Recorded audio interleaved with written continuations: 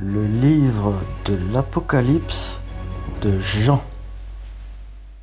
Je regardais, quand l'agneau ouvrit un des 7 sceaux, et j'entendis l'un des 4 êtres vivants qui disait comme d'une voix de tonnerre, Viens. Je regardais, et voici, parut un cheval blanc.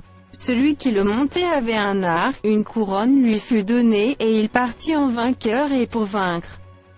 Quand il ouvrit le second sceau, j'entendis le second être vivant qui disait, Viens. Et il sortit un autre cheval, roux. Celui qui le montait reçut le pouvoir d'enlever la paix de la terre, afin que les hommes s'égorgeassent les uns les autres, et une grande épée lui fut donnée.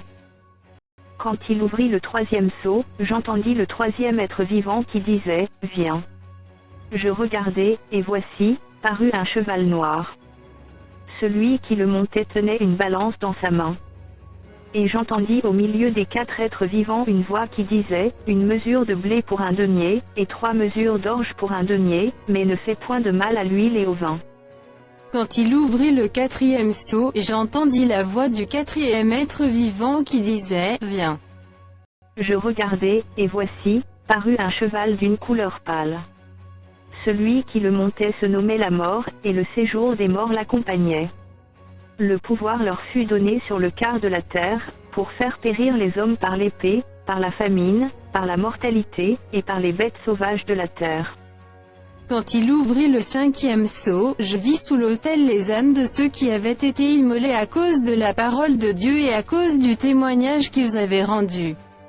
Ils crièrent d'une voix forte, en disant, Jusqu'à quand, Maître saint et véritable, car tu as jugé, et as tiré vengeance de notre sang sur les habitants de la terre?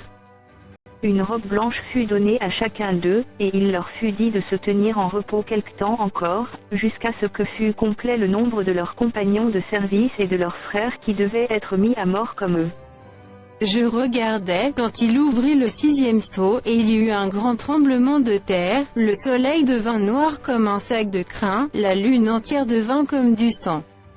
Et les étoiles du ciel tombèrent sur la terre comme lorsqu'un figuier secoué par un vent violent jette ses figues vertes.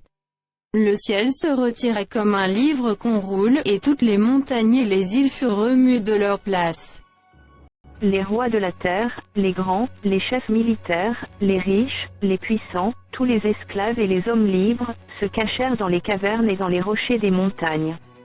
Et il disait aux montagnes et aux rochers, Tombez sur nous, et cachez-nous devant la face de celui qui est assis sur le trône, et devant la colère de l'agneau. Car le grand jour de sa colère est venu, et qui peut subsister.